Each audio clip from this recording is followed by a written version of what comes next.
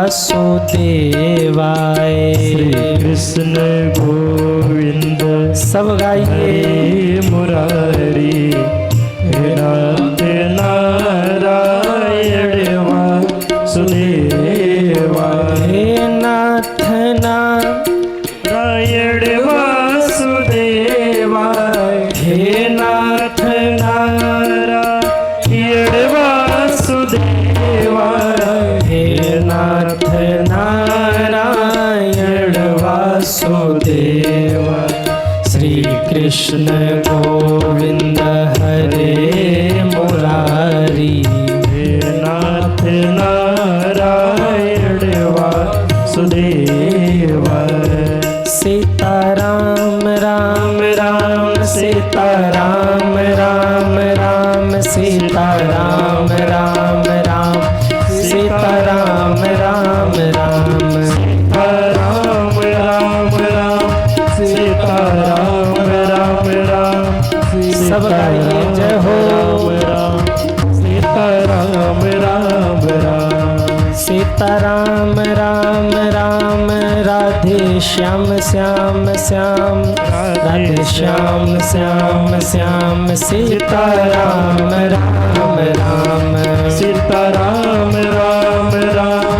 राधे श्याम श्याम श्याम राधे श्याम श्याम श्याम सीताराम राम राम। सीताराम राम राम राधे श्याम श्याम श्याम सीताराम राम राम राधे श्याम श्याम श्याम।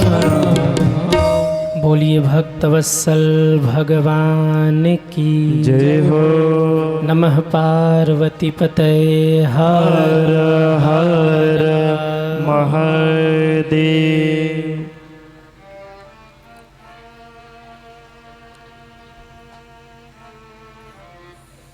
कहाँ थे हम लोग? बीच में नो सिग्नल हो जाता है तो सिग्नल पकड़ाना पड़ता है। जरा सा भी खटपट हुआ बीच में तो नेटवर्क हमारा गायब हो जाता है। कहाँ थे हम लोग? 2 वर्षों की प्रतीक्षा का परिणाम जो आप सभी के बीच में ये कथा आयोजित हो रही है।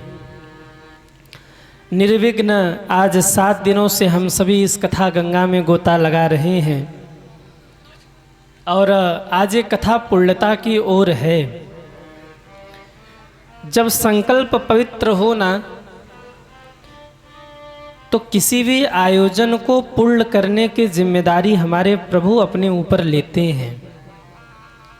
कहीं न कहीं हमारे पूरे चौधरी परिवार का ये दृढ़ संकल्प जो आज इस श्रीमद् भागवत कथा के प्रतिमूर्ति रूप में यहाँ विराजमान है और 1 वर्ष से ये प्रतीक्षा में लगे थे कि गुरुजी आएंगे, कथा का आयोजन होगा, हम ऐसी व्यवस्था करेंगे, वैसी व्यवस्था करेंगे, ऐसे सेवा करेंगे, यहाँ रखेंगे। रहने के लिए भी बिल्कुल व्यवस्थित आपने सब निर्माण कराया कि गुरुजी लोग आसानी से आराम से रह सके। ये इनका प्रेम है और कह रहे थे गुरुजी कहीं भी इधर क्षेत्र में कथा हो तो आप यहीं आके रुकना।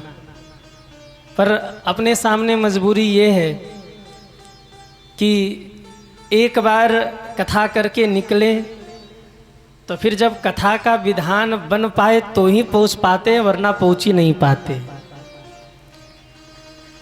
क्योंकि हनुमान जी सेवा में लगाए रहते हैं ना, झारखंड में बहुत आना होता है, भक्तों का बड़ा स्नेह भी रहता है और कई बार अभी तो 2-3 कथाएं हैं 2026 की, झारखंड में पुनः आना ही है। परंतु समय की ऐसी व्यस्तता हो जाती है कि एक बार जहाँ से निकले फिर अगर करीब आए 10-5 किलोमीटर तो ठीक है, वरना फिर कथा का विधान बने तो ही आगमन हो पाता है। क्योंकि रमता जोगी बहता पानी, इनकी महिमा राम न जानी। साधु चलता भला और नदी बहती भली। संत जब तक चलता रहेगा ना, धर्म का प्रचार होता रहेगा, और नदी जब तक बहती रहेगी सृष्टि संतुलित रहेगी। संत चलना बंद कर दे तो धर्म का प्रचार रुक जाएगा, और नदी बहना बंद कर दे तो नदी के जल में कीड़े पड़ जाएंगे। हम तो उड़ते पंछी हैं, उड़ते उड़ते जिस डाली पर बैठ गए वहीं अपना घर है। फिर वहीं 7 दिन 9 दिन भक्तों को कथा श्रवण कराना है, और फिर वहाँ से उड़ने के बाद कब उस डाली पे लौटेंगे, कब ठाकुर जी बुलाएंगे, ये नहीं कह सकते। हाँ, एक कथा ऐसा माध्यम है कि आप भक्तों के बीच में आना जाना बना रहता है। सज्जनों, साधु चलता भला नदी बहती भली। आज अगर आप लोग चाहोगे भी ना तो भी मैं रुकने वाला नहीं हूँ। क्यों? संत चलता रहता है। अभी कल जाना होगा आश्रम पर, फिर मध्य प्रदेश के लिए प्रस्थान करेंगे। काशी होते हुए काशी आश्रम पर पहुँचेंगे और फिर वहाँ से मध्य प्रदेश कथा यात्रा के लिए प्रस्थान कर जाएंगे। अगर यहीं रुक जाएं तो फिर आगे जो भक्त इंतजार कर रहे उनको ये कथा कैसे मिलेगी, कैसे मिलेगी? आप में से कितने लोगों को कथा सुन के आनंद आया, वो हाथ उठाएं। वाह! कितने लोग चाहते कि हम चले जाएं, हाथ उठाएं। देखो, ये सब चाहते कि हम चले जाएं। नहीं, तब काहे को हाथ उठाया? बोले गुरुजी मिस्टेक हो गया, सावधानी हटी दुर्घटना। हाँ, अच्छा, कितने लोग चाहते हम न जाएं, वो हाथ उठाएं। रुक के भी क्या करेंगे? कथा सुनेंगे आप लोग। पता चला 10 दिन 12 दिन कथा सुने और आके बोले गुरुजी हम घर का काम निपटा के आते, आप कथा गाते रहो। अब 15 दिन बाद बस यजमान जी बचेंगे, पूरा पांडाल खाली, क्योंकि गृह कार्य नाना जंजाला। घर परिवार की ऐसी व्यस्तता होती है कि हर व्यक्ति अपने आप में उलझा रहता है। इसीलिए 7 दिन 9 दिन का क्रम बनाया गया कि सहज भाव में सब समय निकाल करके उपस्थित हो सके सज्जनों। तो आज बस 2 घंटे कथा आपके बीच में और बची है। बड़े ध्यान से कथा सुन लीजिए। फिर ठाकुर जी की कब कृपा हो, कब आना हो, कब कथा गंगा बहे, ये तो ठाकुर जी जानते हैं। लेकिन जो समय बचा है उसका आप लोग आनंद लीजिए। कल की कथा कहाँ पर विश्राम हुई थी? कहाँ पर? कृष्ण रुक्मिणी विवाह। रुक्मिणी माँ ने ठाकुर जी को पत्र लिखा था, प्रभु श्रुत्वा गुणान भुवन सुंदर श्रृणवंताम ते निर्विश्व कल्ल विवरय हर तुंग तापम।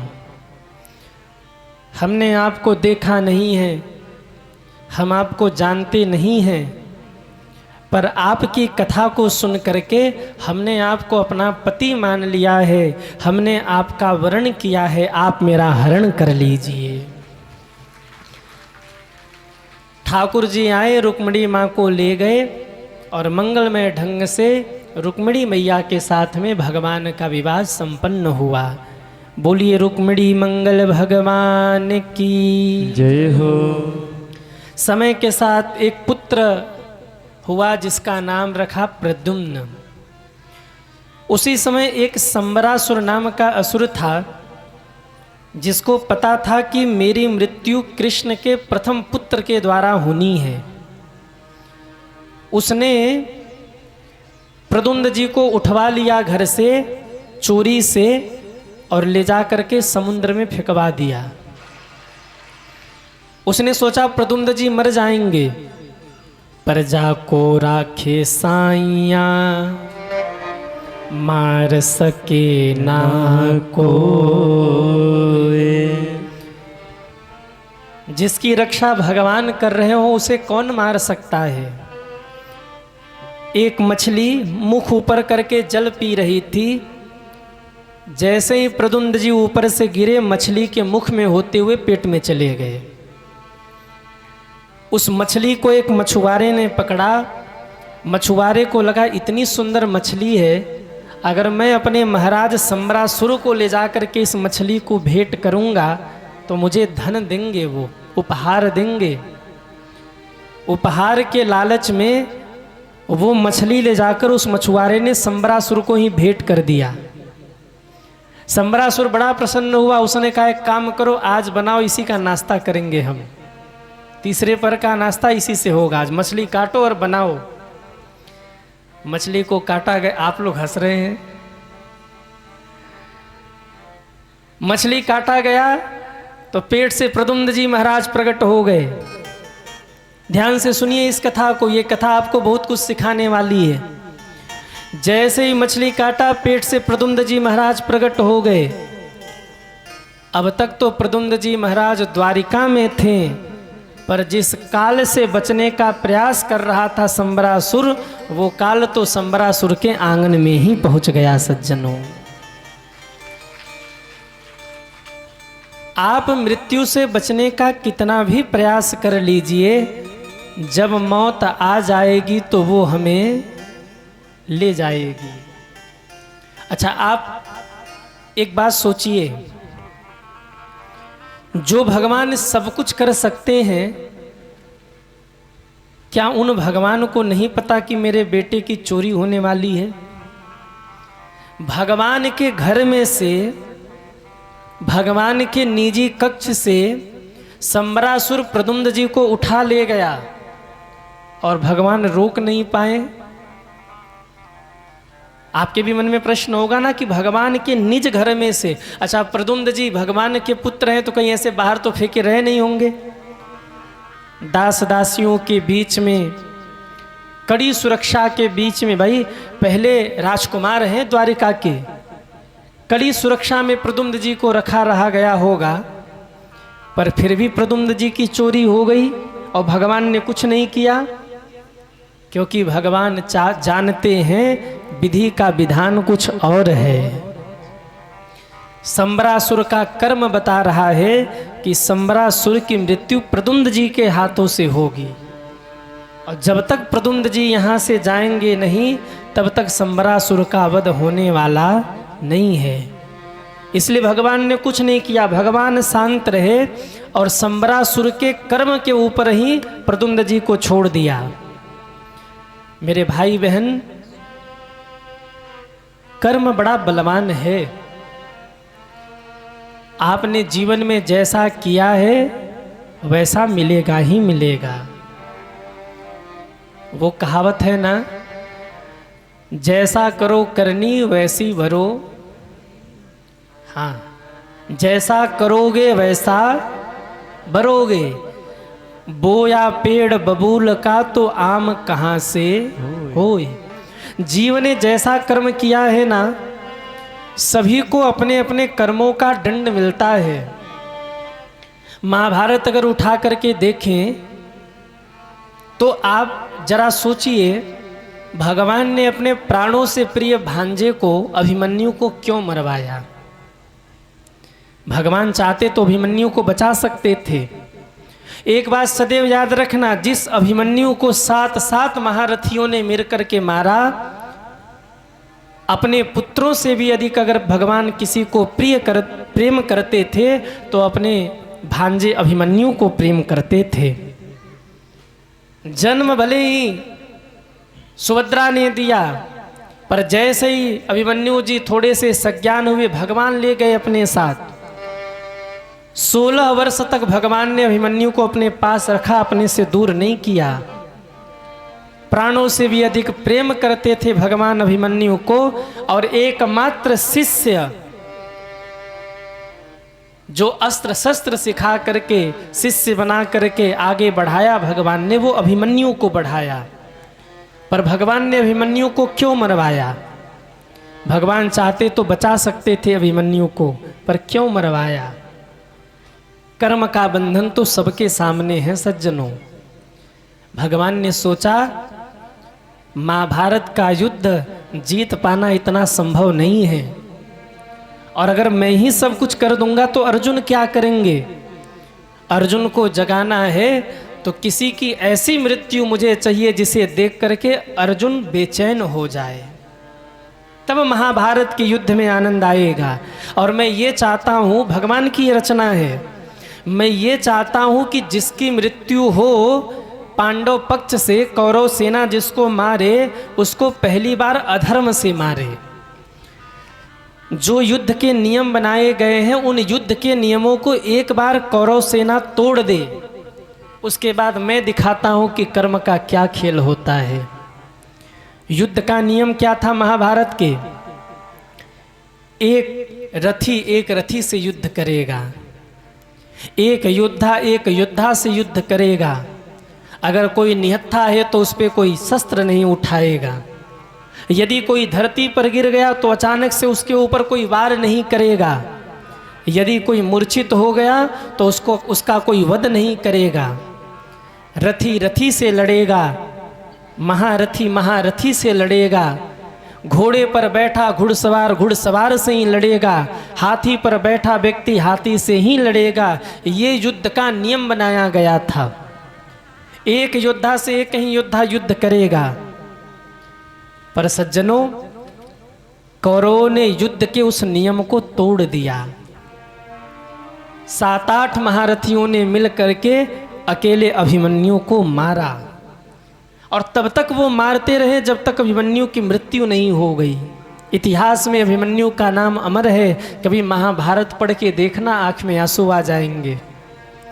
7-8 महारथियों ने घेर करके एक निहत्थे 16 वर्ष के बालक को, 16 वर्ष का बालक आप सोच लो कितना बड़ा रहा होगा, और 7-7 महायोद्धा मिलकर के उस निहत्थे को मार रहे हैं। कोई तलवार से प्रहार कर रहा, कोई तीर से प्रहार कर रहा, और वो हाथ में रथ का पहिया लिए अकेले है युद्ध कर रहा 7-7 लोगों से। सोचिए कितना अधर्म हुआ। भगवान ने कहा बस, मैं यही तो चाहता था कि एक बार तुम युद्ध के नियमों को तोड़ दो। द्रोणाचार्य को, कर्ण को, अश्वत्थामा को, दुर्योधन और दुशासन को मारना इतना आसान नहीं था।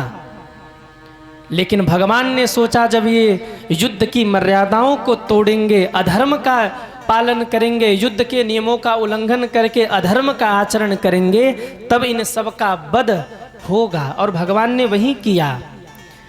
जब अभिमन्यु मारे गए तब आप दर्शन करिए। भगवान ने अर्जुन से कहा, अर्जुन अब तुम्हारी बारी है।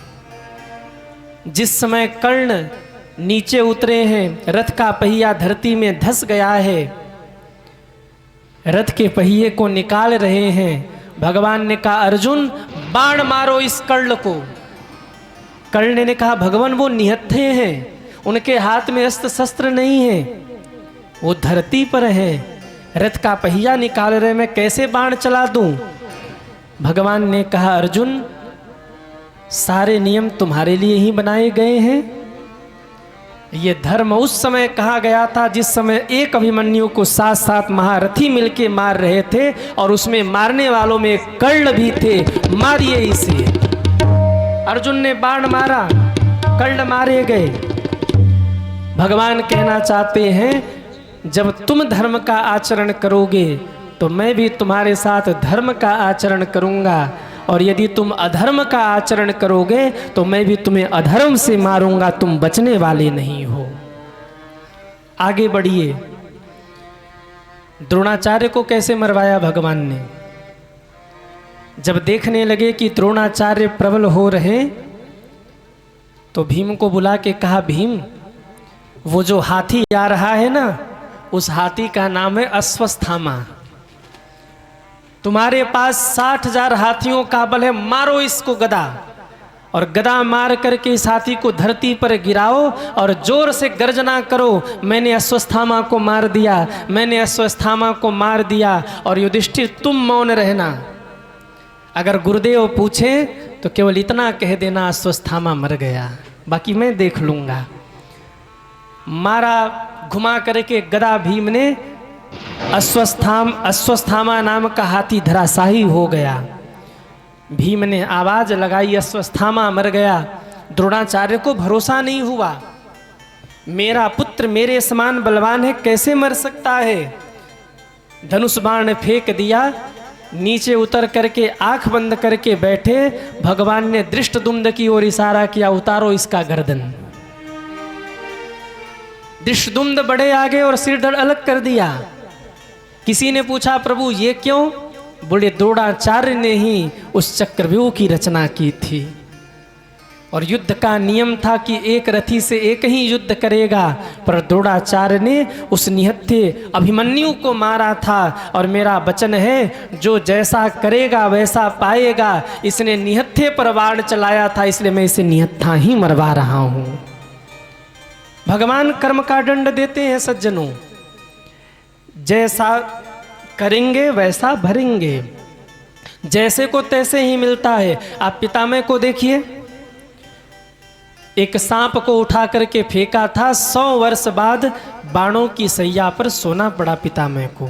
सांप को उठा के फेंक दिया था कांटों की झाड़ी पर, सांप मर गया था और 100 साल बाद पितामह को वो झेलना पड़ा। बाणों की सैया मिली थी क्योंकि 100 वर्ष पहले रास्ते में पड़े एक सांप को उठाकर कांटों की झाड़ी के ऊपर फेंक दिया था और कांटे लगने से उस सांप की मृत्यु हुई थी। अब आप कहेंगे कि गुरुजी दुनिया वाले झूठ बोलते हैं तो हम बोलने तो क्या दिक्कत है? अरे बोलने तो जो बोल रहे हैं, आप मत बोलो। दुनिया वाले अधर्म करते हम कर ही लें तो क्या दिक्कत है? दुनिया कुएं में कूदेगी तो आप भी कूद जाओगे? कहिए, दुनिया वाले गलत कर रहे हैं तो उनको करने दीजिए, आप धर्म का आचरण करिए, क्योंकि अंत समय में सबको अपने अपने कर्मों का फल जरूर भोगना पड़ता है। दुर्योधन को भगवान ने कैसे मरवाया? गदा युद्ध का नियम है कि कमर के नीचे गदा का प्रहार नहीं हो सकता। भगवान ने इशारा किया, भीम दादा इसकी जंघाओं पर प्रहार करो। और जिस समय भीम अपनी गदाओं से दुर्योधन की जंघाओं पर प्रहार करने लगे, उसी समय दाऊ दादा आगे बढ़े, रुक जाओ भीम, तुम अधर्म कर रहे हो। भीम ने भगवान की ओर देखा, भगवान आकर के दाऊ दादा के सामने खड़े हो गए। दाऊ दादा, आज भीम का अधर्म आपको दिख रहा है, पर जिस समय भरी समाज में इन्होंने अपनी जांघाओं को ठोक करके कुलवधू द्रौपदी का अपमान किया था, उस समय आपको धर्म नहीं दिखा? वो कौन सा धर्म था? भरे समाज में कुलवधू को निर्वस्त्र किया जा रहा, उसे अपमानित किया जा रहा, मुझे उत्तर दीजिए। दाऊ दादा सिर नीचे करके चले गए, बोल नहीं पाए। भगवान ने वध कराया दुर्योधन का। एक बात याद रखना, भगवान के घर देर है अंधेर नहीं है। यदि आपके साथ कोई गलत कर रहा है ना, मत बोलना, आप अपनी बारी का इंतजार करना। और ये भी मत कहना कि प्रभु इसने मेरे साथ गलत किया, आप इसको देख लो। नहीं, हिसाब किताब बरोबर हो जाएगा। आप भगवान के ऊपर छोड़ दो, प्रभु मुझे नहीं पता क्या हो रहा है। अब आपके सारे जीवन की गाड़ी है, फिर भगवान उसका बदला लेंगे। आपको कोई कष्ट दे रहा, आपको कोई छल रहा, आपके साथ कोई धोखा कर रहा, भगवान के ऊपर छोड़ दीजिए, भगवान सब कुछ देख रहे हैं। 2 मित्र जा रहे थे, एक मित्र खूब पाप करता था और एक मित्र खूब धर्म करता था। दोनों मित्र जा रहे थे। उसी समय जो मित्र पाप करता था उसको एक हीरे मोतियों से भरी टोकरी मिली जिसमें हीरे मोती भरे पड़े थे। प्रसन्न हो गया वो। और उसी समय जो दूसरा मित्र था जो धर्म करता था ना, उसके पैर में कांटे चुभ गए। जो धर्म करता था उसको कांटे चुभ गए और जो पाप करता था उसको हीरे की टोकरी मिल गई। वो बैठ के रो रहा है, मैं जीवन भर धर्म करता रहा पर मुझे कांटे चुभे, और मेरा मित्र जो पाप करता रहा उसे हीरे की टोकरी मिल गई।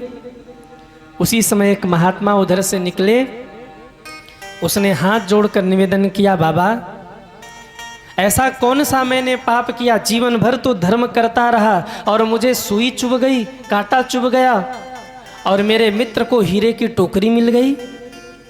महात्मा बोले, पूर्व जन्म में तू बहुत बड़ा पापी था, तुझे फांसी होनी थी, पर तुमने इस जन्म में इतना धर्म किया कि वो फांसी केवल सुई में बदल गई, सुई चुभ करके तुझे रह गया, नहीं तो अब तक तू फांसी पे चढ़ गया होता। पूर्व जन्म का तू इतना बड़ा पापी था, पर इतना धर्म तूने किया कि वो फांसी की सजा टल गई, केवल सुई चुभोकर भगवान ने निपटा दिया मामला। तो मेरा मित्र तो पापी है, उसे क्यों मिल गई हीरे की टोकरी? महात्मा जी बोले, पूर्व जन्म में वो बहुत बड़ा धर्मात्मा था, अब कि उसे राजा बनना था, लेकिन इतना पाप किया उसने कि राजा की गद्दी टल गई, भगवान ने एक टोकरी दे करके ही उसे निपटा दिया। बोले इतने में ही तू संतोष कर, तूने पाप किया है। ये कर्म का बंधन है सज्जनों, ये कर्म का बंधन है, सबको मिलता है। तो आप कहोगे कि गुरुजी जब कर्म के बंधन के कारण मारे गए अभिमन्यु, तो भगवान कोई और रचना भी कर सकते थे। अगर यही था कि अर्जुन को क्रोध आए और अर्जुन युद्ध कर सके, सबका वध कर सके, तो भगवान कोई और लीला कर सकते थे। अभिमन्यु को ही क्यों मरवाया? किसी और का वध करवा देते, अभिमन्यु का क्या दोष? याद रखिएगा, मेरे भगवान जो लीला करते हैं ना, उनके लीला में एक दूसरी लीला छुपी होती है। मैं एक आपको बड़ी गंभीर बात बताऊं, ध्यान से सुनिएगा। जब भगवान धरती पर आने वाले थे कृष्ण बनकर, तो भगवान ने सबसे कहा कि सब चलिए मेरे साथ, जितने भी देवता हैं सब अपने अपने अंश को भेजे और मेरे साथ धरती पर जा करके लीला में सम्मिलित होवें। सूर्य ने अपने अंश को भेजा कर्ण के रूप में, चंद्रमा एक अंश के रूप में आए, सूर्य ने अपने अंश को भेजा कर्ण के रूप में, इंद्र के एक अंश प्रकट हुआ इंद्र का अर्जुन के रूप में, स्वयं धर्मराज युधिष्ठिर बन करके आए। लेकिन एक देव ऐसे थे जिन्होंने धरती पर आने से मना कर दिया। कौन देव थे वो? चंद्रमा। चंद्रमा ने कहा प्रभु सब धरती पर जाएंगे पर हम नहीं जाएंगे। भगवान ने कहा कैसी बात करते हो, अपने बेटे को भेज दो।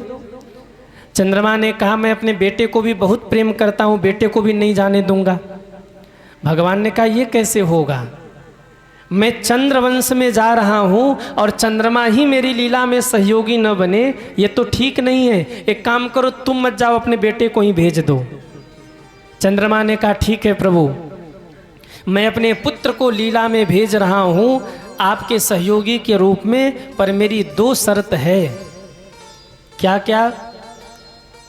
मेरी पहली शर्त ये है कि मेरा पुत्र जब धरती पर जाएगा तो वो केवल आपके पास रहेगा, और मेरी दूसरी शर्त है कि जब मेरे पुत्र को धरती पर गए 16 वर्ष हो जाएंगे, जब उसकी आयु 16 वर्ष की हो जाएगी ना, तो आप उसे धरती से विदा करके पुनः मेरे पास भेज देंगे। ये दो वरदान मुझे दीजिए। वहीं चंद्रमा अपने पुत्र को भेजते हैं और वहीं चंद्रमा के पुत्र भगवान के प्राणों से प्यारे भांजे अभिमन्यु के रूप में धरती पर प्रकट हुए थे। सज्जनों, भगवान ने अपने पास रखा, उन्हें अपना शिष्य बनाया, पढ़ा लिखा करके वीर योद्धा बनाया और इतना आगे बढ़ा दिया कि अर्जुन से भी आगे निकल गए अभिमन्यु। सज्जनों, अर्जुन से भी आगे निकल गए। जिस समय गर्भ में थे ना माँ के अभिमन्यु, अर्जुन सिरहाने बैठ करके सुभद्रा को सुना रहे हैं कैसे युद्ध किया जाता है, युद्ध के क्या क्या नियम होते हैं, कैसे सामने शत्रु से लड़ा जाता है। क्यों? अर्जुन जानते हैं कि मेरी पत्नी सुभद्रा के गर्भ में जो बालक पल रहा है, ये बालक इतिहास रचने वाला है। भगवान ने पहले ही संकेत दे दिया था, इसलिए सिरहाने बैठ करके युद्ध की सारी कला बता रहे हैं कि सुभद्रा के माध्यम से वो बालक सुनेगा गर्भ में। और मैं यहाँ जितनी माताएं और भाई लोग बैठे, मैं निवेदन करूं, आपके घर में यदि कोई नवजीवन आने वाला हो, किसी बालक का जन्म होने वाला हो, तो आप 2-3 बातों की सावधानी रखिए। गर्भ में बालक हो तो माताओं को चाहिए कि जितना हो सके पहले तो वो कथा सुने। कितनी माताएं चाहती हैं कि मेरे घर में जो बालक आए वो भगवत भक्त हो, वो हाथ उठाएं। जो माताएं चाहती हैं कि हमारे घर में बालक आए वो भगवत भक्त हो।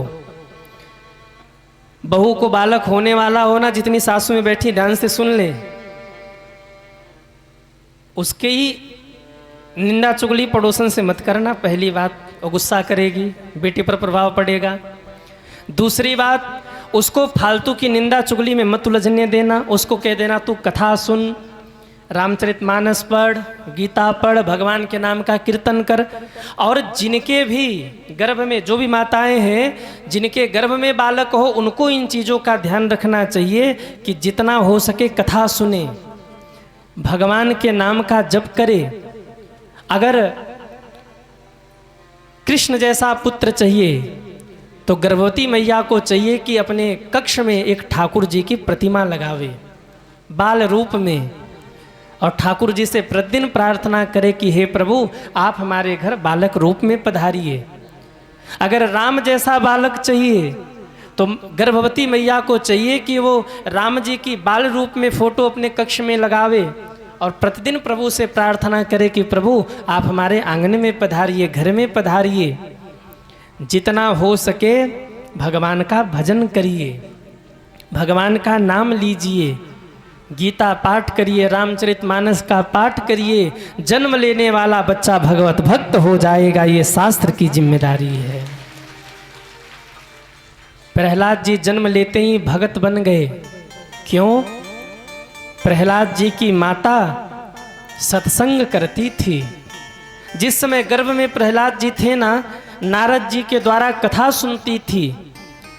और जब प्रहलाद जी का जन्म हुआ तो पिता कितने बड़े पापी थे, पर प्रहलाद जी भगवान के परम भक्त बन करके प्रकट हुए। सज्जनों, आजकल की माताएं क्या करती हैं? गर्भ में बालक हो और काम धाम न करना हो तो माताएं लगाकर बैठ जाती हैं सीरियल, और सीरियल में चल रहा सास भी कभी बहू थी। वो जो गर्भ में बालक है ना, वो अनुसरण कर रहा है, वो सीख रहा है।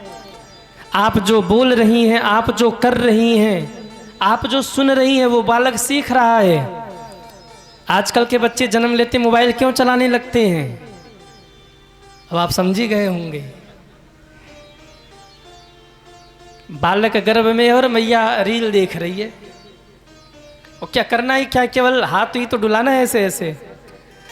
अब वो बालक जो गर्भ में है ना, उसके ऊपर प्रभाव पड़ रहा है। विज्ञान भी आज इस चीज को सिद्ध कर रहा है। ये हमारा आध्यात्म है, ये सनातन संस्कृति है। हमारे शास्त्रों में ये सारी चीजें पहले से ही लिखी भरी पड़ी हैं। माँ जो करती है, बालक पर उसका प्रभाव पड़ता है।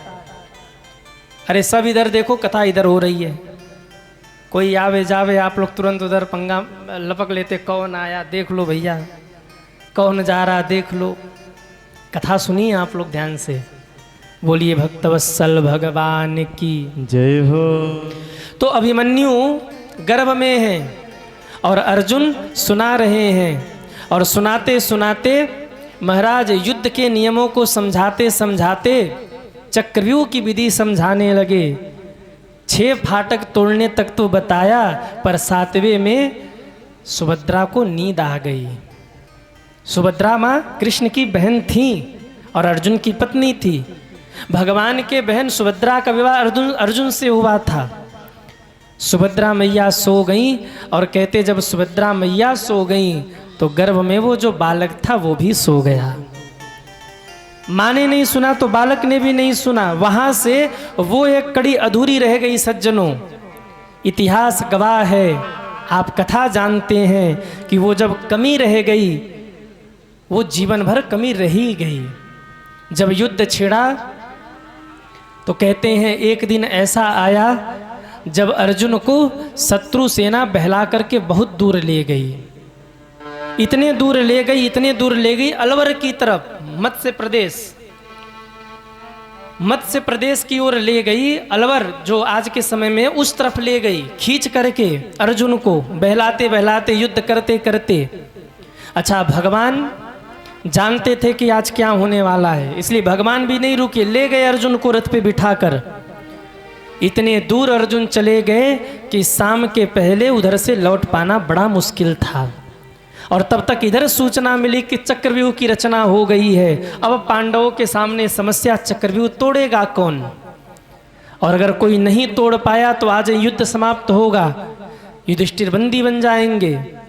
कहते उसी समय 16 वर्ष का बालक निकल के आया और कहा, पिताश्री आप लोग चिंता मत करिए, चक्रव्यूह का भेदन मैं करूंगा, मैं तोड़ूंगा चक्रव्यूह। पांडव चकित रह गए। युधिष्ठिर ने कहा, कैसे तोड़ोगे? कहा, जब मैं गर्भ में था तो मेरे पिताश्री माँ को चक्रव्यूह के बारे में बता रहे थे। मैं चक्रव्यूह तोड़ना जानता हूँ, प्रवेश कर सकता हूँ, पर एक समस्या है, मैं चक्रव्यूह में प्रवेश तो कर जाऊंगा पर मैं उधर से बाहर नहीं आ सकता। भीम खड़े हुए, कहा, उसके लिए आप मेरे ऊपर छोड़ दीजिए, मैं निकलने का मार्ग बना दूंगा। मैं साधारण नहीं हूं, अगर जिस पत्थर पे भी मैं मुक्का मार दूं वो पत्थर चूर चूर हो जाता है। आज भारत देश में जहां जहां भीम गए, बड़े बड़े पहाड़ों के ऊपर भीम के चरणों के चिन्ह बने हुए हैं। जहां उन्होंने पैर रखा वहीं पहाड़ धंस गए और भीम दादा के चरणों के चिन्ह बने हैं। गर्व करिए कि हम सभी भारतीय हैं। हम उस भारत भूमि पर जन्मे हैं जिस भारत भूमि पर राम खेले, कृष्ण खेले। हाँ, हम सब उस भारत भूमि में जन्मे हैं जिस भारत के हर पहाड़ पत्थर पर राम और कृष्ण ने चरण रख करके उस पहाड़ और पत्थर को चंदन से भी पवित्र और पावन बना दिया है। कभी भगवान आपसे दोबारा पूछे ना कि कहाँ जाओगे, अमेरिका में भेजूं कि चीन में? हाँ, इंग्लैंड में जाओगे कि पाकिस्तान में? तो भगवान से कह देना, अगर जन्म देना हो तो हमें भारत भूमि पर जन्म दीजिए, उस भूमि पर जन्म दीजिए जिस भूमि की रेत में, जिस भूमि के महाराज मिट्टी में राम और कृष्ण लोट लगाते हैं, उस भारत भूमि में मुझे जन्म दीजिए, मुझे भारत की भूमि पर भेजिए। भीम ने कहा, मैं तोड़ दूंगा चक्रव्यूह को, प्रवेश करने का मार्ग तुम बनाना और निकलने का मार्ग मैं बना दूंगा। कहते हैं प्रणाम करके प्रवेश किया, तोड़ तो दिया चक्रव्यूह को, पर पांडव की सेना बाहर ही रह गई। 16 वर्ष का बालक अकेले रथ पर बैठ करके बीचों बीच पहुंचा। पीछे मुड़कर देखा तो पीछे कोई नहीं, और आप जानते हैं कि अकेले लड़ते लड़ते वो 16 वर्ष का बालक भगवान के प्राणों से प्रिय भांजा अभिमन्यु वीर गति को प्राप्त हो गए। क्या भगवान को नहीं पता था? भगवान जानते थे। आज सुबह जब युद्ध की तैयारी हो रही थी और अभिमन्यु सुबह सबको प्रणाम करने पहुंचे ना, तो पांडवों ने जी भर भर के आशीर्वाद दिया, तुम्हारी उम्र लंबी हो, दीर्घायु हो, तुम्हारी आयु लंबी होवे। पर जब जाकर अभिमन्यु ने भगवान को प्रणाम किया तो भगवान ने कहा, यशस्वी भव। द्रौपदी माँ को यह बात अच्छी नहीं लगी। जब अभिमन्यु शिविर से बाहर निकल गए तब द्रौपदी माँ ने कहा, भैया मेरे पतियों ने तो अभिमन्यु को दीर्घायु का वरदान दिया, पर आपने दीर्घायु का वरदान नहीं दिया। आपने कहा यशस्वी भव। क्या आपको युद्ध के परिणाम में कोई संदेह है आज के? भगवान मुस्कुराकर बोले, देवी मैं नहीं जानता कि आज युद्ध में क्या परिणाम निकल के आने वाला है। मैं नहीं जानता कि आज के युद्ध में कौन हारेगा और कौन जीतेगा, पर देवी मैंने अपने भांजे को जो शिक्षा दी है उस शिक्षा के बल पर मैं दावे से कह सकता हूँ कि आज का दिन इतिहास में स्वर्णिम अक्षरों से लिखा जाएगा और आज के दिन जैसा दिन इतिहास में दोबारा नहीं आएगा। आज के दिन ऐसे उज्जवल और महाराज प्रखर योद्धा समाज में महाराज युद्ध में देखे जाएंगे। देवी आज के बाद और आज के पहले ऐसे योद्धा नहीं हुए होंगे। आज अभिमन्यु ऐसा युद्ध करेंगे कि युगों युगों तक उस युद्ध का गुणगान गाया जाएगा। इतना कह के भगवान मौन हो गए। द्रौपदी माँ को कुछ आशंका तो हुई थी, पर उनको लगा जब भगवान ही साथ में हैं तो कहाँ क्या हो सकता है। पर भगवान जानते थे कि अभिमन्यु की आयु पूरी हो चुकी है और इनको वापस भेजना ही है। इसलिए भगवान ने ये रचना की। क्यों? ये कर्म का बंधन है। निज कृत कर्म भोग सब भ्राता। इस संसार में जो भी सुख या दुख जो भी मिल रहा है ना, ये पूर्व के कर्मों का परिणाम है। रामचरितमानस में आया है, यहाँ न को सुख दुख कर दाता। यहाँ न को सुख दुख कर दाता। निज कृत कर्म भोग सब भ्राता। निज कृत कर्म भोग सब भ्राता। भोग सब भ्राता। भोग सब भ्राता। भोग सब भ्राता। इसलिए भगवान वही करते हैं जो कर्म बंधन में लिखा होता है। हमसे किसी ने प्रश्न किया यहीं पर कि गुरुजी जब कर्म में भगवान ने सब लिख ही दिया है भाग्य में, तो फिर जब भाग्य भगवान ने पहले से ही लिख दिया है तो कर्म क्यों करना? जब भगवान ने लिख के ही भेजा है कि इतना कमाएगा, ये नौकरी करेगा, यहाँ यहाँ जाएगा और ऐसे अंत में मरेगा। जब भगवान ने भाग्य लिख ही दिया है तो कर्म क्यों करना? याद रखना, भगवान ने भाग्य तो लिखा है, पर जीव को कर्म करने के लिए भगवान ने स्वतंत्र किया है। भगवान ने ये नहीं कहा कर्म मत करो। हाँ, भगवान ये भी कहते हैं कि यदि तुमने अच्छे कर्म कर लिए तो मैं तुम्हारे पुराने प्रारब्ध को मिटा करके अच्छे कर्म के हिसाब से तुम्हें ऊंचाई पर पहुंचा दूंगा। ये मेरा वचन है तुम्हें। लिखा तो सब है भाग्य में, पर कर्म करने के लिए भगवान ने हर व्यक्ति को स्वतंत्र किया है कि तुम जैसा कर्म करोगे कर्म के हिसाब से तुम्हें उसका फल मिलेगा। किसी के भाग्य में अगर दुख ही दुख लिखा हो और उसने सच्ची निष्ठा से भक्ति कर ली, सच्ची निष्ठा से भगवान का भजन कर लिया, तो भगवान कहते हैं मैं उसके भाग्य से दुख को मिटा करके उसके भाग्य में सुख को लिख देता हूँ, आनंद को लिख देता हूँ।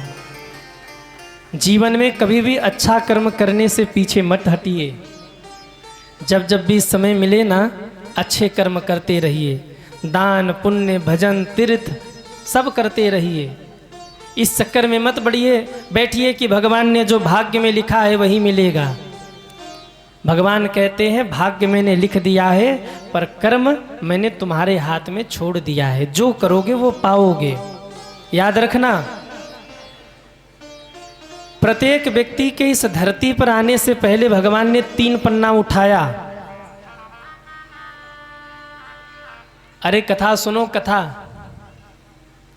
बोली भक्तवत्सल भगवान की जय हो। बड़ी अच्छी बात है, ध्यान से सुन लीजिए। प्रत्येक व्यक्ति को धरती पे आने से पहले भगवान ने 3 पन्ना लिया और 3 पन्ने को ले करके भगवान ने अपने सामने रखा। पहले पन्ने पर भगवान ने लिखा जन्म और आखिरी पन्ने पर भगवान ने लिखा मृत्यु। ध्यान से सुनिए, पहले पन्ने पर भगवान ने लिखा जन्म और आखिरी पन्ने पर लिखा मृत्यु। बीच का पन्ना भगवान ने हम लोगों के ऊपर छोड़ दिया। पहले पर जन्म, आखिरी पर मृत्यु और बीच वाला हम लोगों के लिए छोड़ा कि दुनिया वालों तुम्हें जो मन आए अपना भाग्य दूसरे पन्ने पर लिख लेना, ये दूसरा पन्ना खाली है तुम्हारे लिए। तो भगवान ने 2 चीज लिखा है, जीवन और मृत्यु, इसके बीच का खेला है। अब आप जो लिखना चाहें वो लिख सकते हैं। और मैं कहूँ, ये जो आप यहाँ बैठ के लिख रहे हो ना, ये बहुत सटीक लेखनी है आप लोगों की। इस लेखनी को देखकर भगवान भी खुश हो रहे होंगे। हाँ देखो, इतने हमारे भक्त भगवान की कथा में बैठे, हमारी कथा में बैठे हैं और कथा सुन रहे, भगवान भी प्रसन्न हो रहे होंगे। ये जो बीच वाले पन्ने पर आप लिख रहे हैं ना कि हम 3 घंटे कथा में बैठे हैं, कीर्तन गा रहे हैं, ताली बजा करके भगवान का सुमिरन कर रहे हैं, पर गलती है कि बीच बीच में कोई आ रहा तो लपक भी ले रहे, कौन आया कौन गया। ये भी तो लिखा जा रहा है कि कथा से मन हट जा रहा है बीच बीच में। परंतु ये जो लिखा जा रहा कि ताली बजा के कीर्तन गाया, ये अकाट्य हो जाएगा। इसका परिणाम आपको अपने जीवन में बहुत सुंदर मिलने वाला है सज्जनों। ये जो कथा सुन रहे हैं आप, कथा में आप बैठे हैं, आपका एक एक क्षण आपके लिए बहुत अच्छा है सज्जनों। एक एक क्षण सार्थक हो रहा है। लोग कहते कथा में जाने पर क्या मिलता है। घर पे होते ना तो अब तक 2 बार चाय की चुस्की लेते हुए पड़ोसी की निंदा कर चुके होते। हाँ, घर पे होते तो किसी से लड़ाई झगड़ा ही कर बैठते। घर पे होते तो कोई पाप ही बन जाता। अरे कथा में आए हैं, पुण्य नहीं हो रहा है तो कम से कम पाप भी तो नहीं हो रहा है। मान लो पुण्य नहीं हो रहा है, पुण्य नहीं बना मान लो, पर कोई पाप भी तो नहीं बना। कम से कम भगवान की कथा में 3 घंटे बैठे तो हैं। भगवान ये तो लिख रहे अपनी डायरी में कि चलो मेरे लिए इतना समय निकाला। आज किसके पास समय है? हाँ, कोई कहे भाई जरा चलो मेरे साथ, अरे कहाँ जाएं भाई, मरने का टाइम नहीं है और तुम कह रहे हो कि हम चले तुम्हारे साथ। होता है ना भाइयों, कई बार अपने मित्रों को आप जवाब देते हो। कोई कह रहे भाई जरा जरा चलो धनबाद चलना है, अरे जहर खाने की फुर्सत नहीं, तू कह रहा धनबाद चले हम। आज के समय में लोगों को जहर खाने की भी फुर्सत नहीं बची। आप सोचो, इतने व्यस्त हो गए लोग, पर आप 3 घंटे भगवान की कथा में बैठे हैं। विश्वास मानिएगा, ठाकुर जी की डायरी में आप अपना नाम नोट करवा रहे हैं कि ठाकुर जी मैं आपकी कथा में बैठा हूँ, आपकी कथा को सुन रहा हूँ। आपका नाम ठाकुर जी की डायरी में नोट हो रहा है। आप भगवान के समक्ष बैठे हुए हैं। ये कथा पांडाल साधारण नहीं है। इस कथा पांडाल में भगवान की छत्र छाया मौजूद है सज्जनों। यहाँ स्वयं भगवान विराजमान है, वरना कल के बाद आप परसों देखना, आज की बात आप कल ही देख लेना, इस पांडाल में वो रौनक नहीं रहेगी, वो जगमग नहीं रहे। अगर लाइट जला के भी छोड़ दिया जाए ना तो आपको इधर देखने की इच्छा नहीं होगी, आप इधर आना नहीं चाहोगे। पर जब तक कथा है, कोई रोक भी रहा है तो चल चल भाई कल काम धाम कर लेंगे, आज कथा में चलते हैं। सारे काम को छोड़कर आप भागे भागे भगवान की कथा में आ रहे हैं। क्यों? अपने से नहीं आ रहे हैं, ये मानिएगा यहाँ भगवान बैठे हैं और ठाकुर जी ने आप सबको यहाँ बुलाया हुआ है। बहुत कुछ मिलता है कथा में जाने पर। बिनु सत्संग विवेक न होई, बिना सत्संग के विवेक नहीं होता। और हमने पहले भी दिन कहा था, सावरे से मिलने का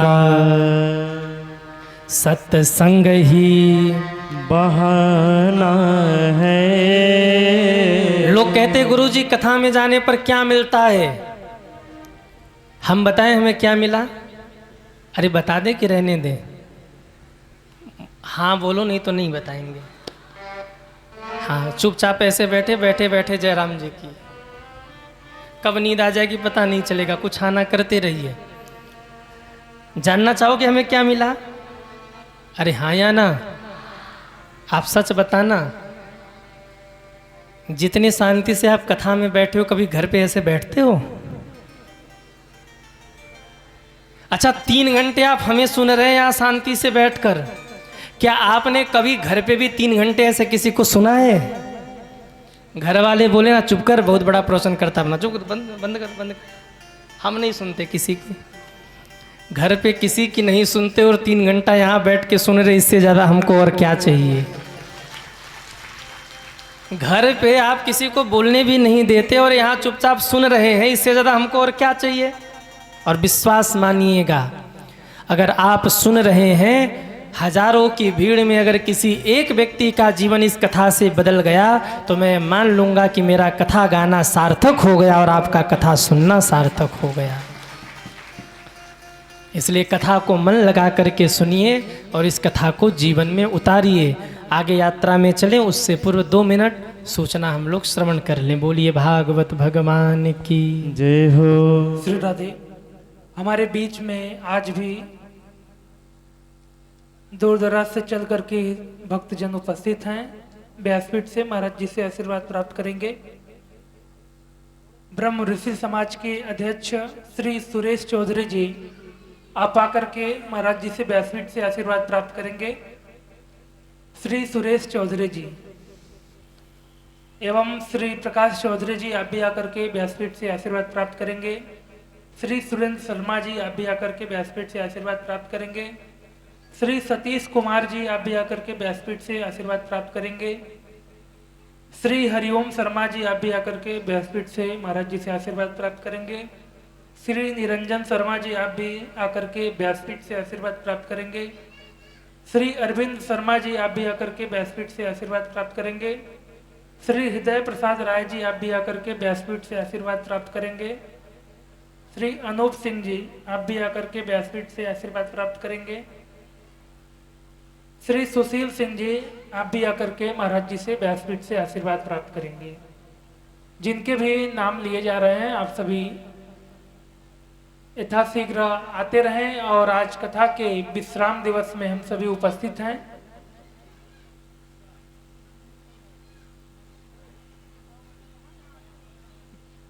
आप सभी जिनके नाम लिए गए हैं व्यासपीठ से महाराज जी से आशीर्वाद प्राप्त कर रहे हैं।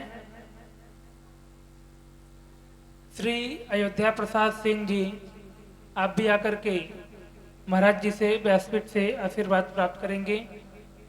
श्री सुब्रत चौधरी जी आप भी आकर के व्यासपीठ से महाराज जी से आशीर्वाद प्राप्त करेंगे।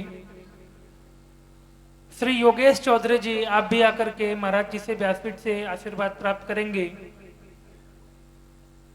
श्री सुनील चौधरी जी आप भी आकर के व्यासपीठ से महाराज जी से आशीर्वाद प्राप्त करेंगे। जिनके नाम उद्घोष किए गए हैं आप सभी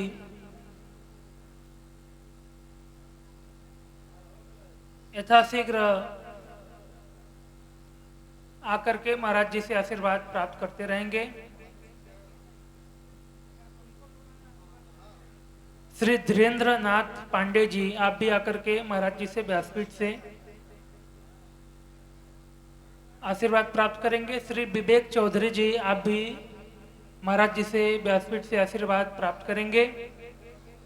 एवं हमारे बीच में बड़ा पिछड़ी पंचायत के मुखिया आशुतोष रजक जी, श्री आशुतोष रजक जी आए हुए हैं। महाराज जी का अंग वस्त्र देकर के महाराज जी से आशीर्वाद प्राप्त करेंगे। बड़ा पिछड़ी पंचायत के मुखिया श्री आशुतोष रजक जी महाराज जी से आशीर्वाद प्राप्त करेंगे। एवं जिनके नाम लिए गए हैं आप सभी यथाशीघ्र आ जाएंगे और महाराज जी से आशीर्वाद प्राप्त करेंगे।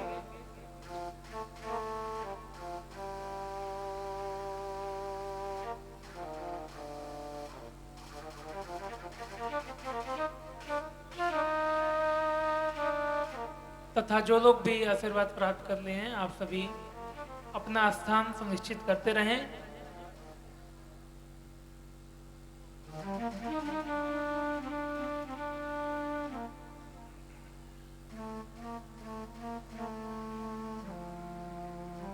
एवं श्री अनिल चौधरी जी महाराज जी को अंग वस्त्र देकर के माल्यार्पण कर महाराज जी का स्वागत करेंगे।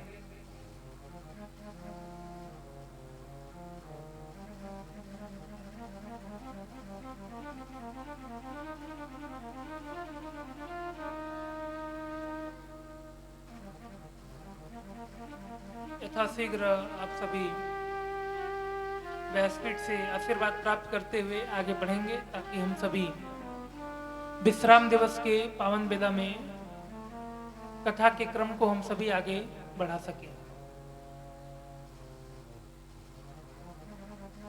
महाराज जी का आशीर्वाद सभी को प्राप्त हो रहा है। आज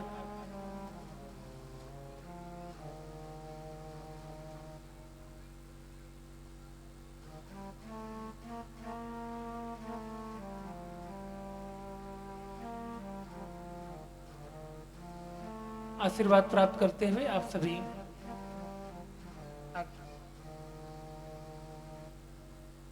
एवं इसी क्रम में श्री रंजीत राय जी आप भी आकर के व्यासपीठ से महाराज जी से आशीर्वाद प्राप्त करेंगे। जितने भी हमारे अतिथिगण दूर दराज से चल कर के उपस्थित हुए हैं, सभी के लिए एक बार जोरदार तालियों से आप सभी स्वागत अभिनंदन करेंगे सभी का। और कथा के विश्राम दिवस में आप सभी इतनी संख्या में उपस्थित होकर के प्रतिदिन कथा का श्रवण किए और आज विश्राम दिवस की बेला हम सभी के समीप उपस्थित है।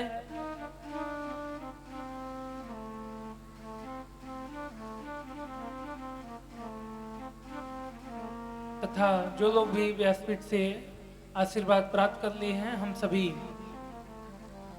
कथा के क्रम में अग्रसर होंगे।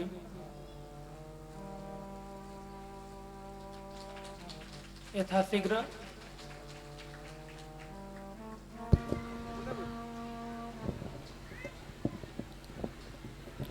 श्री राम। जय श्री राम, जय श्री राधे, जय श्री कृष्ण।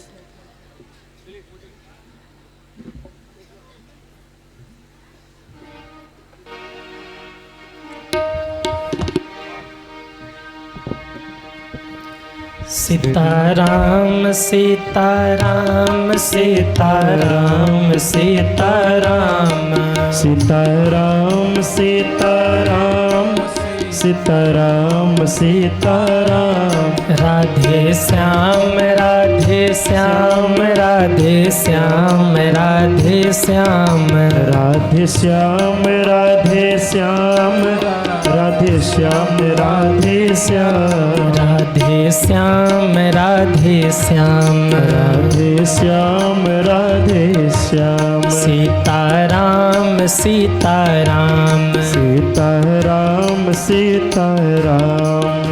बोलिए भक्तवत्सल भगवान की जय हो। सम्रासुर मृत्यु से बचना चाहता था, पहुंच गए घर में प्रद्युम्न जी महाराज। याद रखिए, हम कितनी भी चतुराई क्यों न कर ले, जब मृत्यु का बुलावा आ जाता है तो जाना ही पड़ता है। एक बड़ा प्यारा भाव कई बार हम कथाओं में गाते हैं कि आदमी मृत्यु से बचने के लिए कितनी चालाकी लगाता है, पर ये मृत्यु है कि छोड़ती नहीं है। अरे करो चाहे लाख चतुराई, उसी घर सबको जाना है।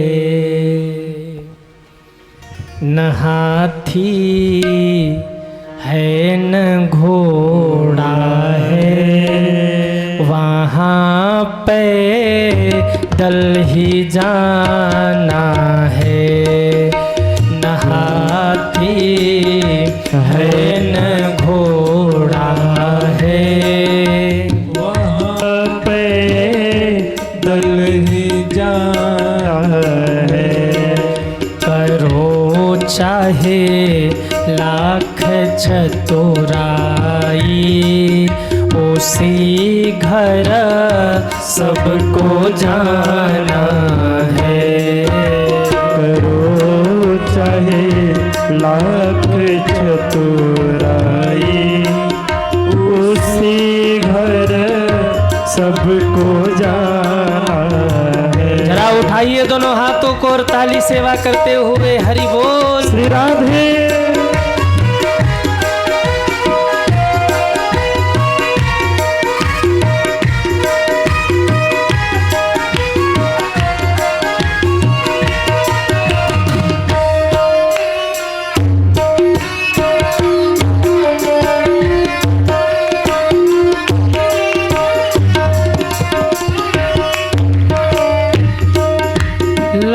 लड़कपन खेल में खोया, जवानी नींद भर सोया। लड़कपन खेल में खोया, जवानी नींद भर सोया। बुढ़ापा देख के रोया, बुढ़ापा देख कर रोया। उसी घर सबको जाना है, बुढ़ापा देख कर रोया। उसी घर सबको जाना है। करो चाहे लाख चतुराई, उसी घर सबको जाना है। करो चाहे लाख चतुराई, उसी घर सबको जाना है। उसी घर सबको जाना है। उसी घर सबको जाना है। करो चाहे लाख चतुराई, उसी घर सबको जाना है। न हाथी है न घोड़ा है, वहाँ पे दल ही जाना है। कितने लोग अमर हैं वो हाथ उठाएं। देखो ये लोग अमर हैं, वाह, ताली बजाओ उनके लिए जो अमर हैं। ये लोग जो हाथ उठाए ये लोग अमर हैं, वाह, धन्य है छोटा पिछड़ी वालों, आप धन्य हो। अमर तो कोई नहीं है, आया है सो जाएगा, राजा रंग फकीर। बड़े बड़े महाप्रतापी आए और चले गए, याद कर सिकंदर के हौसले तो वाली थे, जब गया था वो दुनिया से तो दोनों हाथ खाली थे। उसको भी जाना पड़ा, दुनिया को जीतने के बाद उसने कहा मेरी अंतिम यात्रा में मेरे दोनों हाथों को बाहर निकाल देना, दुनिया वालों को मेरे दोनों हाथ दिखने चाहिए। लोगों ने कहा क्यों? बोले मैं लोगों को बताना चाहता हूँ कि दुनिया को जीतने वाला सिकंदर भी एक दिन गया, और जब गया तो उसके दोनों हाथ खाली थे, कुछ लेकर नहीं गया। इसलिए करो चाहे लाख चतुराई, उसी घर सबको जाना है। प्रद्युम्न जी महाराज आ गए, विद्यावती ने पालन पोषण किया। जब प्रद्युम्न जी बड़े हुए तो नारद जी ने आकर के बताया कि विद्यावती रति है, प्रद्युम्न कामदेव है, शिव जी के वरदान के कारण यहाँ प्रकट हुए। जब यदुवंश कृष्ण अवतारा हुई हैं, हरण महामयी भारा, आपके हाथों से मरेगा संबरासुर। प्रद्युम्न जी ने संबरासुर का वध किया और महाराज उनका विवाह, जो रति कामदेव की पत्नी रति विद्यावती बन के आई थी, उनके साथ में विवाह हुआ। और प्रद्युम्न जी महाराज बहू को लेकर के द्वारिका पधारे। बोलिए द्वारिका नाथ की जय हो। रुक्मणी जी तो बड़ी परेशान थी कि मेरा बेटा कहाँ खो गया, पर जब बहू को लेकर बेटा आया तो रुक्मणी माँ बड़ी प्रसन्न हो गई, बेटी बहू का स्वागत किया। इस प्रकार से प्रद्युम्न जी की कथा आई। अब आप लोग सुनिए, भगवान के विवाह हुए थे 16,108। कल कितने विवाह की कथा हम लोगों ने सुनी? कहिए, एक विवाह, और बाकी कितना है? 16,107। हे भगवान कैसे होगा? क्यों? एक विवाह करवाने में तो 6 दिन लगे, 16,107 विवाह करवाने में तो दूसरी कथा शुरू करनी होगी। पर हम लोग थोड़े जल्दी जल्दी चलेंगे। दो विवाह भगवान के एक साथ में हुए। एक मणि चोरी का भगवान को कलंक लगा। सत्राजित के नाम के राजा थे, उन्होंने कलंक लगाया। भगवान ने मणि जामवंत जी के पुत्री जामवती के पास था, वहाँ से ला कर के दिया। जामवंत जी ने अपनी बेटी का विवाह कर दिया भगवान के साथ में। और जब मणि ला कर के दिया सत्राजित को, तो सत्राजित लज्जित हुए अपने कर्मों पर और अपनी बेटी सत्यभामा जी का विवाह भगवान से कर दिया। ये कथा मैंने विस्तार से कई बार चर्चा की है, आप YouTube पर जाकर पूर्व की भागवत कथाओं में विस्तार से सुन लीजिएगा। कितने विवाह हो गए भगवान के? कितने विवाह हुए अभी तक? 3 विवाह। एक विवाह रुक्मिणी जी के साथ, दूसरा जामवती जी के साथ, तीसरा विवाह सत्यभामा के साथ। एक विवाह हुआ भगवान का कालिंदी के साथ। कितने विवाह हुए? अरे गिन के बताओ। एक विवाह हुआ मित्रवृंदा के साथ। कितने विवाह हो गए? एक विवाह हुआ सत्या के साथ। कितने विवाह हो गए? एक विवाह हुआ भद्रा के साथ। कितने विवाह हो गए? एक विवाह हुआ लक्ष्मणा के साथ। कितने विवाह हो गए? 16,108 गिना दे। रात ही गिनाते गिनाते बीत जाएगी। 8 भगवान के विवाह अलग अलग हुए। ये पट रानियाँ, ये रानियाँ थी भगवान की। और 16,100 पट रानियाँ कही गई जिनसे भगवान ने विवाह किया एक साथ में। राजा परीक्षित ने कहा, गुरुदेव वो विवाह कैसे हुए? सुखदेव जी कहते, राजन एक असुर था भौमासुर, जिसने ये विचार बनाया था कि मैं विश्व रिकॉर्ड बनाऊं। और कैसे बनाऊं? कोई हॉकी खेलकर विश्व रिकॉर्ड बनाता है, कोई क्रिकेट खेलकर विश्व रिकॉर्ड बनाता है। और श्रीमान भौमासुर महोदय 20,000 कन्याओं से एक बार में विवाह करके विश्व रिकॉर्ड बनाना चाहते हैं।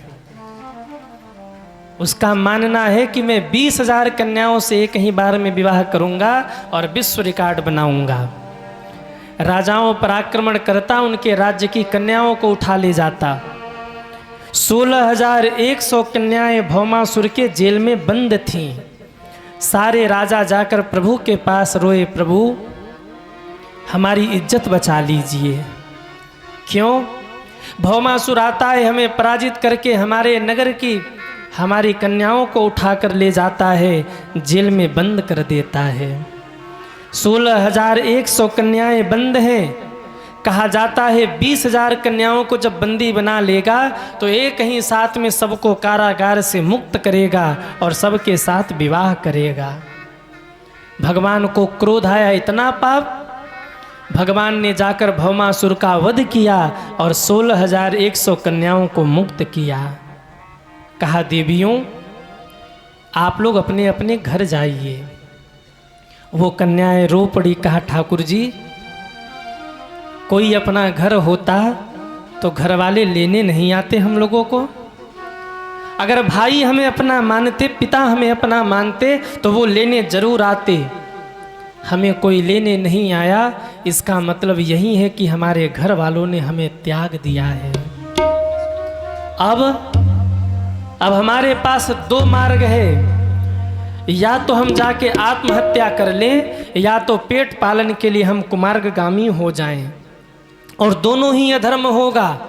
भगवान ने कहा तीसरा कोई मार्ग? वो कन्याएं हाथ जोड़कर कहती, ठाकुर जी तीसरा एक और मार्ग है। कौन सा? वो कन्याएं कहती, या तो आप हमें स्वीकार कर लीजिए।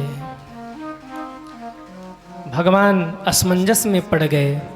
भगवान ने सोचा, अगर इन कन्याओं को मैं ऐसे द्वारिका लेकर जाऊंगा तो द्वारिका के लोग भी इन कन्याओं का सम्मान नहीं करेंगे। इसलिए भगवान ने वहीं पर एक मंडप का निर्माण करवाया है और 16,100 कन्याओं के साथ भगवान ने विवाह कर लिया। बोलिए द्वारिकाधीश की जय हो। अब भगवान के टोटल कितने विवाह हो गए? अरे बोलो ना। 16,108। दुनिया वाले एक विवाह करते हैं, दिन रात टुन्न भुन्न लगा रहता है, लड़ाई झगड़े लगे रहते हैं। बच्चों की फीस नहीं जमा है तो बेटी का विवाह नहीं हो रहा तो घर नहीं बन रहा। कभी पत्नी नाराज रहती है, आप हमें कभी छोड़ने मायके नहीं जाते, कभी मायके से लेने के लिए नहीं आते, हाँ, बच्चों का ध्यान नहीं रखते। दुनिया वाले एक विवाह करते हैं, जिंदगी भर परेशान रहते हैं। जिन भगवान ने 16,108 विवाह किया, उनका क्या हाल रहा होगा। कभी वो रानी नाराज, कभी वो रानी नाराज, हमसे बात नहीं करते, कभी वो कहे हमारे बच्चों को प्रेम नहीं करते। बताओ हो रहा होगा कि नहीं। अरे हाँ या ना, देखो कितनी मस्ती में कह रहे हाँ। दूसरों के घरों की बुराई कितनी प्यारी लगती है, हाँ। पड़ोसी के घर में अगर चम्मच भी बाजे ना, तो कई कहीं महता होती, देखो देखो कलयुग चल रहा है। और खुद की वोरिया रोज सुबह हनुमान चालीसा सुनावे, वो किसी को नहीं बताएगी। 4 गाली सुबह उठते ही सुनावे, वो किसी को नहीं बताएगी। और जरा सा पड़ोसी के घर में चम्मच बाजे, कई कई माताएं घूम घूम के कहती हैं, जानती हो झगड़ा हो रहा था, बहू झगड़ा कर रही थी उसकी। अरे अपनी तो देखो अम्मा सुबह सुबह 4 गाली सुनाती है। दूसरों के घर में बड़ा इंटरेस्ट आता है, पर आप आश्चर्य करोगे, भगवान की 16,108 रानियां थीं और किसी रानी में कभी टुन्न बुन्न नहीं होता, कभी झगड़ा नहीं होता, सब प्रेम से रहती हैं। सबको लगता है कि भगवान सबसे अधिक हमसे ही प्रेम करते हैं और सब एक दूसरे को अपनी बहन के समान प्रेम करती हैं। भगवान की ऐसी लीला, एक दिन नारद जी आए भगवान की गृहस्थी देखने। नारद जी को लगा कि अगर जरा भी झगड़ा हो रहा होगा ना, तो ऐसी आग लगाएंगे कि भगवान के घर में होगा जम के, और फिर दूर से कहेंगे नारायण नारायण, बड़े भगवान बने फिर रहे थे। जब खुद के ऊपर पड़ी तब पता लगा कि क्या होता है गृहस्थी। नारद जी आए झगड़ा लगाने, 16,100 कमरों में जाकर देखा तो मेरे ठाकुर जी 16,100 कमरों में विराजमान थे और महाराज नारद जी का स्वागत किया। नारद जी की बुद्धि चकरा गई, भाग रहे थे नारद जी की, अब यहाँ नहीं रहना, भागूंगा यहाँ से। इतने में एक स्त्री सामने आकर खड़ी हुई। नारद जी ने कहा, देवी आप कौन हैं? भगवान ने घूंघट उठाया तो वो स्त्री ने घूंघट उठाया, वो स्त्री कोई और नहीं, भगवान ही स्त्री का रूप बना के खड़े हो गए थे। कमर पे हाथ रख के बोले, क्यों नारद जी कैसी रही? नारद जी ने कहा, ठाकुर जी आया था आपका मजाक बनाने, आपने तो मेरा ही मजाक बना दिया, अब नहीं आऊंगा इधर। भगवान ने कहा, ज़्यादा आश्चर्य मत करो, मैं ब्रह्म हूँ, अकेले होते हुए भी धरती के कड़कड़ में मेरा निवास है, तुम ज़्यादा परेशान मत हो। नारद जी प्रणाम करके चले गए। इस प्रकार से भगवान की गृहस्थी चल रही है। सब तो ठीक है, पर एक रानी है जो कभी कभी थोड़ा सा नाक चढ़ा लेती हैं कि आप हमें प्रेम नहीं करते। कौन है? सत्यभामा जी। इनकी लगी रहती है, कभी कल्प वृक्ष ले आओ, हाँ, कभी पारिजात ले आओ। क्यों? दहेज लेके आई हैं। भगवान की जितनी पत्नियां हैं ना, सबका विवाह वैसे ही हुआ है, पर एक सत्यभामा जी ऐसी हैं जो मणि लेकर आई थी, एक मणि दहेज में लेकर आई थी, और वो मणि ऐसा था जो 8 बार सोना रोज देता था। तो भाई दहेज लेके आई हैं तो थोड़ा सा तो रहेगा कि हम दहेज लेके आई हैं। हाँ हाँ, बाबूजी कह रहे दहेज लेके आई तो दिमाग कड़ा रहेगा। अरे जोर से बजा दो ताली। ये जो कहते हैं ना, हमको हमारे बेटे के विवाह में 25 लाख चाहिए, याद रखना, बहू आएगी निकाल लेगी उतना। हाँ, और जो वो बूढ़ी माताएं होती हैं ना, सोचती हैं बहू आएगी चरण दबाएगी, और पीछे से दहेज की भी मांग कर देती, ये चाहिए वो चाहिए। याद रखना, बहू आएगी चरण नहीं गला दबाएगी। हाँ, आप लोग को बहुत आनंद आ रहा है, मतलब मामला कुछ गड़बड़ है। हाँ, मामला कुछ गड़बड़ लग रहा है। खैर छोड़ो, भगवान के परिवार में बड़ा प्रेम है। अब एक दिन कहते हैं अनिरुद्ध के जो भगवान के पुत्र हुए अनिरुद्ध, उनका विवाह बाणासुर की पुत्री उषा के साथ संपन्न हुआ। धीरे धीरे भगवान का परिवार बढ़ा और इतना बढ़ गया, आप अनुभव करिए 16,108 तो भगवान की रानियां थीं और हर रानी के 10-10 बेटे, एक एक बेटियां हो गई। अब घर जाके आप गिन लेना टोटल काउंट कितना हो गया। 16,108 रानियां, प्रत्येक रानी के 10-10 बेटे, एक एक बेटियां, उनके भी 10-10 बेटे, एक एक बेटियां। परिवार बढ़ते बढ़ते भगवान का परिवार इतना लंबा हुआ कि टोटल संख्या हो गई 56 करोड़। आधा भारत समझ लो आप। 56 करोड़ की आबादी हो गई भगवान के परिवार की। एक दिन खेल खेल में ही दाऊ दादा ने रुक्मिणी जी के भाई रुक्मी का वध कर दिया। इसके बाद राजा पौंड्रिक के वध की कथा है, द्रविद नाम के बंदर के वध की कथा है, काशीपुर दहन की कथा है। अब भगवान को याद आई पांडवों की। भगवान चले गए अपने परिवार को छोड़ करके हस्तिनापुर और वहाँ जा कर के बहुत समझाया पर कौरव माने नहीं। फिर कहते हैं जब पांडवों के द्वारा राजसूय यज्ञ होना था तो उसके पहले जरासंध का वध करवाया। भरे समाज में शिशुपाल ने भगवान का अपमान किया तो भगवान ने शिशुपाल का वध किया। फिर यहाँ तक निर्णय पहुँचा कि कौरव माने नहीं तो महाभारत की संरचना करा करके भगवान ने कौरवों का भी वध करा दिया। बोलिए द्वारिका नाथ की जय हो। पांडवों को राजा बना करके अब भगवान लौट के द्वारिका आ गए।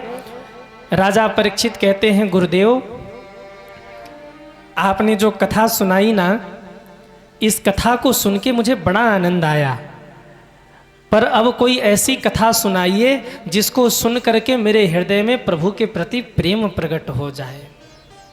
कोई ऐसी कथा सुनाइए जिसे सुनकर मेरे नेत्रों से प्रेमाश्रु की धारा बहने लगे और प्रभु के चरणों में मेरा दृढ़ प्रेम हो जाए। सुखदेव जी कहते, राजन अब हम आपको भगवान के परम मित्र सुदामा जी की कथा सुन